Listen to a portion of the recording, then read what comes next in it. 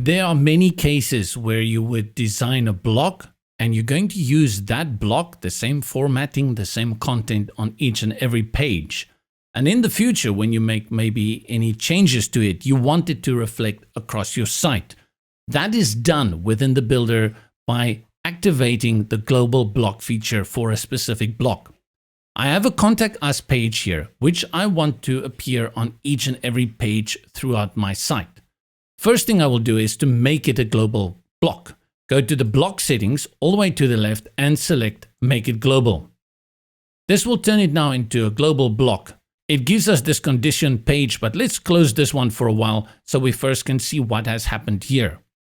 In the top right of the settings for that specific block, there's a little blue icon with an earth globe in there, and this indicates that it is a global block.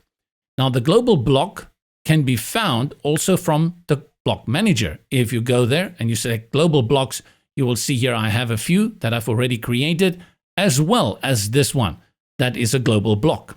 Let's close it and have a look at the settings. Select the settings all the way to the left and click on display conditions. This opens the splash screen that we saw earlier.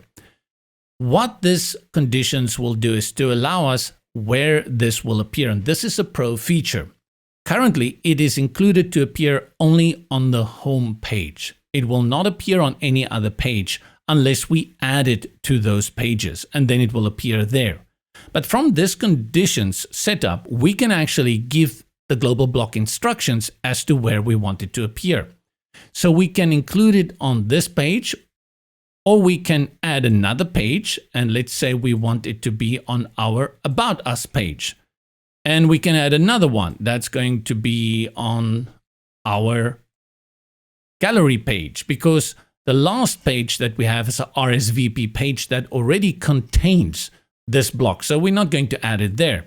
But instead of adding it 3 times, we can go the other way around. Let's remove these two and we go to include all, and then we add a new one. We put it on exclude by clicking on include.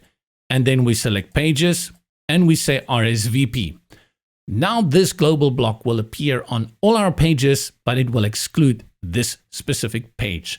Let's click on save. In the event where I make any changes to this specific block now, while it is a global block, let's say I want to change the background color to this teal, it will affect so across my entire site wherever I have a block that is linked to this one.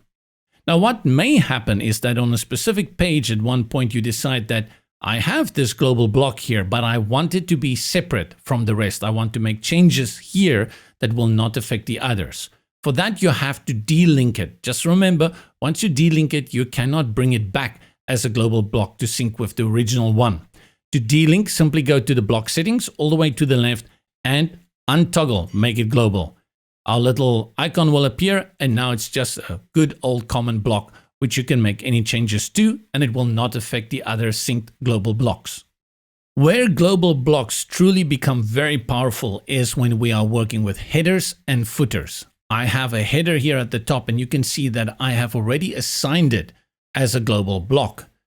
I have it to set all pages, and here I can develop many kinds of headers for different kinds of sections of my page, especially if I have a very intricate website, and I can assign them to specific pages or pop-ups or stories, and just make sure that this global block will appear on those.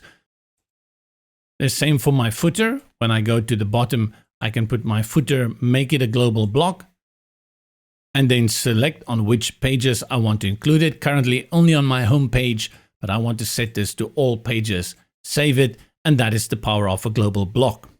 You may come across the situation where you don't want to use this footer anymore. Apart from deleting it here, what is very important is that you actually have to go and delete it from your global blocks within the block manager. Click here on add a new block and then go to global blocks, and here where you have saved it, make sure you delete it. Now, this may sound a little bit confusing. What's the difference between a saved block and a global block?